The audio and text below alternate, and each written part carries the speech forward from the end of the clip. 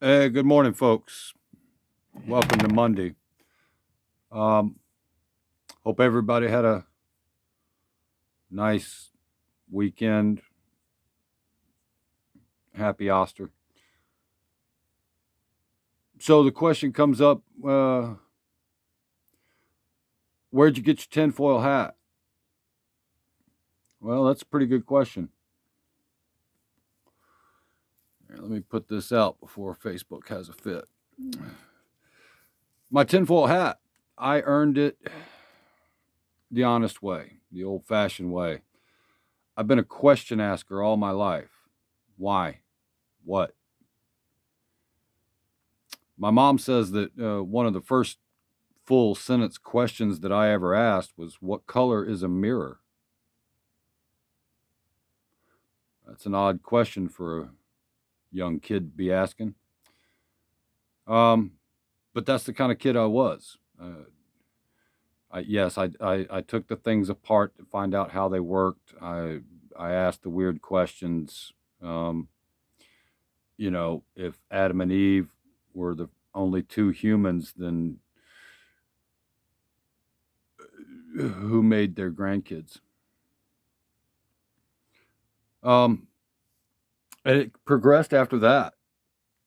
In the 70s, there was a TV show. It was hosted by Leonard Nimoy.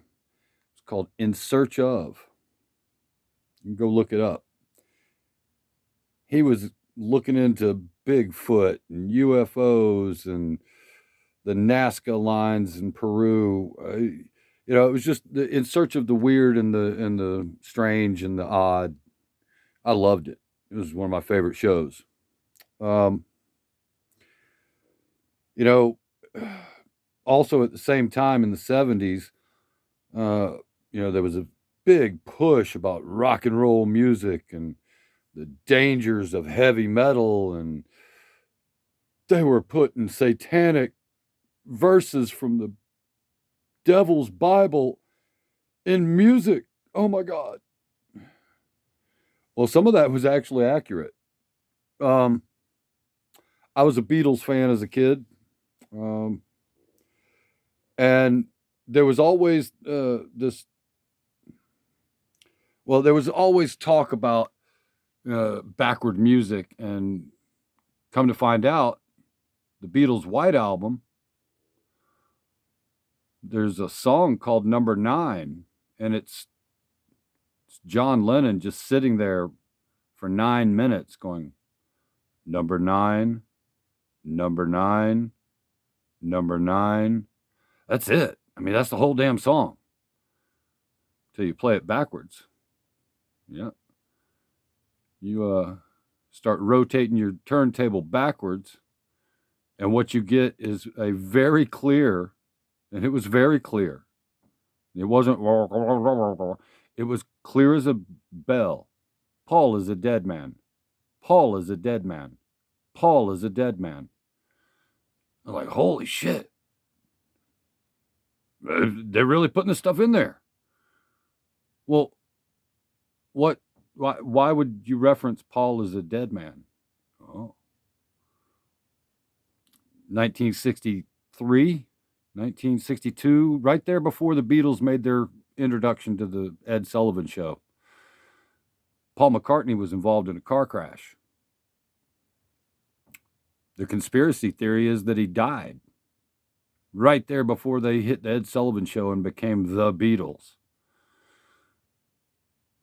But because they were getting ready to explode like that, they couldn't just, oh, we're done. Paul's dead. Now, supposedly they switched him out for a guy named Billy Shears. I don't know. I don't know. I wasn't even born yet. But conspiracy theories have been around for a long time. You remember Kiss with the makeup?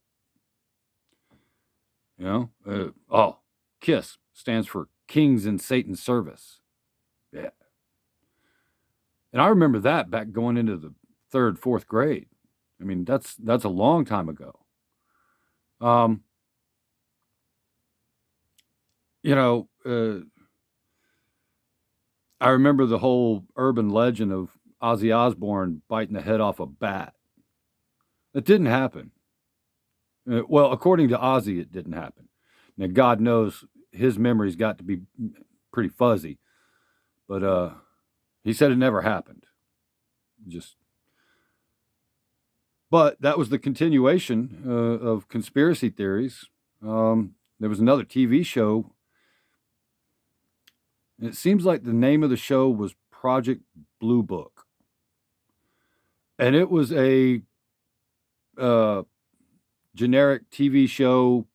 Two guys from the Air Force investigating reports of unidentified objects. Funny how we have a Project Bluebeam now, isn't it? But as I continued my life, there were always questions.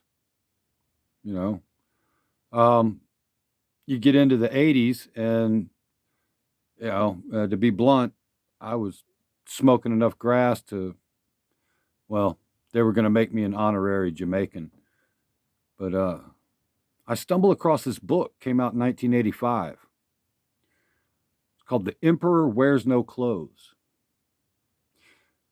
by a guy named Jack Herer, Herer. You may recognize that name. It was about the conspiracy of cannabis and how cannabis, marijuana, hemp was made illegal. Mm-hmm. For thousands of years, humans have interacted with cannabis. And then in 1937,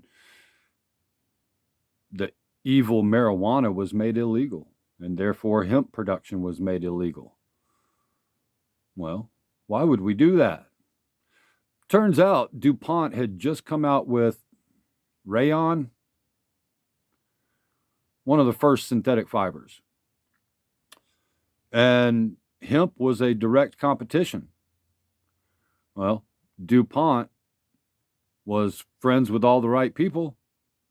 They said, hey, how do we reduce my competition?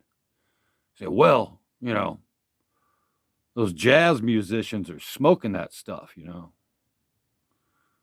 Yeah, the beatniks. Black people are smoking it. Well, let's just make it illegal. We make it illegal, reduce crime and reduce my competition as well. And that's what happened. 1937, hemp and marijuana was made illegal, which secured a great deal of business for DuPont. Well, at the time I was smoking so much, I was like, hey, whoa. You mean this stuff is really good for you and does all kinds of stuff? Do you know that anything you can make with petroleum, you can make with hemp oil? Yeah. PVC pipe. Yeah, you can make it out of hemp. Plastic water bottles. Yep, you can make it out of hemp. They biodegrade in a year instead of forever. But I was like, God, this was a conspiracy. These bastards got together and made marijuana illegal. Well, that was the beginning of my tinfoil hat right there. I've always had a tinfoil hat.